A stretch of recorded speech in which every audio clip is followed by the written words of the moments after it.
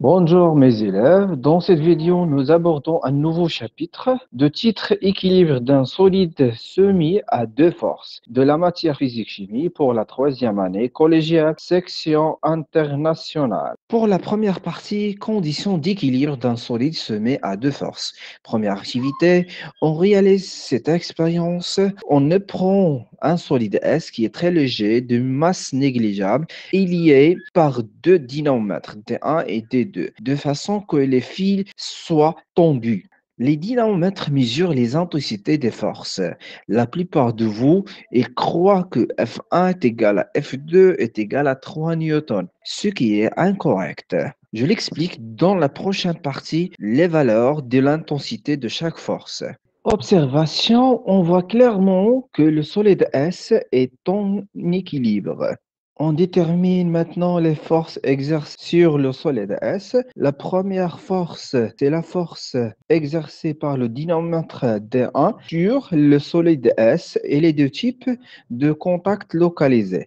La même chose, la force F2, c'est la force exercée par le deuxième dynamomètre D2 sur le solide S de type de contact localisé. La troisième force, c'est la force P, la force exercée par l'attraction terrestre sur le solide S de type à distance répartie. Donc, on a trois forces, F1, F2 et P. Maintenant, on détermine les valeurs de l'intensité pour les forces F1 et F2. F1 est égal à 30 newtons. C'est la même chose pour F2, est égal à la même valeur, 30 newtons. Ce n'est pas 3 newtons parce que vous voyez le cercle orange, il y a fois 10. Donc, c'est une échelle pour le dynamomètre. On va multiplier le 3 fois 10 pour avoir 30 newtons. La valeur de P est négligeable et à peu près égale à 0 newton parce que la masse de solide S est négligeable. D'où le solide S est en équilibre soumis à seulement deux forces. On a négligé la troisième force, le P. Détermine les caractéristiques des forces F1, F2. Pour la force F1, le point d'application, c'est le point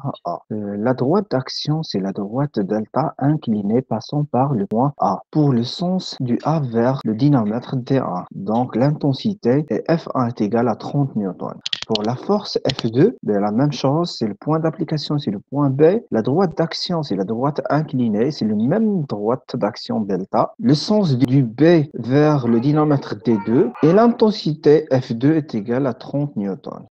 On représente les deux forces F1 et F2 par deux vecteurs grâce à l'échelle 1 cm correspond à 10 newtons. On a la force F1, c'est un vecteur bleu d'origine A. La direction, c'est la droite delta vers le dynamomètre D1 et de la norme 3 cm. F2, la même chose. C'est un vecteur qui est vert d'origine B. La direction, c'est la même direction droite delta vers le dynamomètre D2 et la même norme ou bien la même longueur 3 cm. On voit clairement que F2 et F1 ayant la même direction, la même norme, même mais de sens opposé. Conclusion, un solide se met à deux forces F1 et F2 si les deux forces ont la même droite d'action et de sens opposé. On a la formule mathématique qui va relier les vecteurs F1 et F2 par deux formules mathématiques. F1 plus F2 est égal à le vecteur nul ou bien F1 est égal à moins F2 la même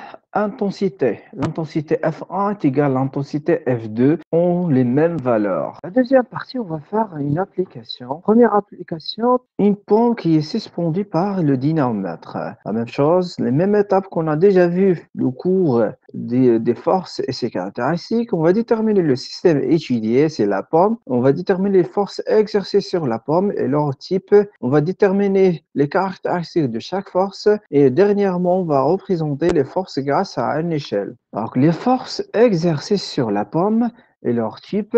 La première force, c'est F, c'est la force exercée par le dynamomètre sur la pomme et les deux types de contact localisés. La force P, c'est la force exercée par l'attraction terrestre sur la pomme type à distance répartie. On voit clairement que la pomme est soumise à deux forces, F et P.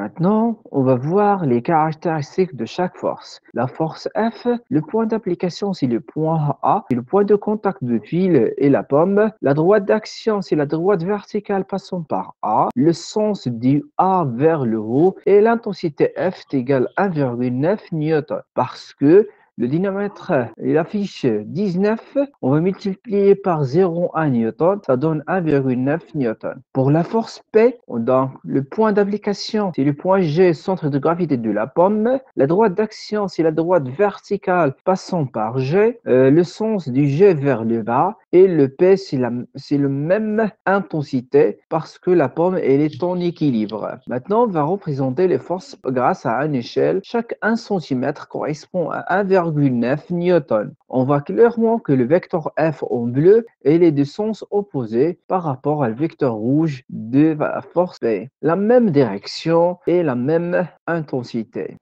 La pomme est en équilibre soumis à deux forces, donc F et P. Donc on peut écrire que le vecteur F plus le vecteur P est égal au vecteur nul, ou bien P est égal à moins F parce que ce sont deux forces, la même droite action et de sens opposés.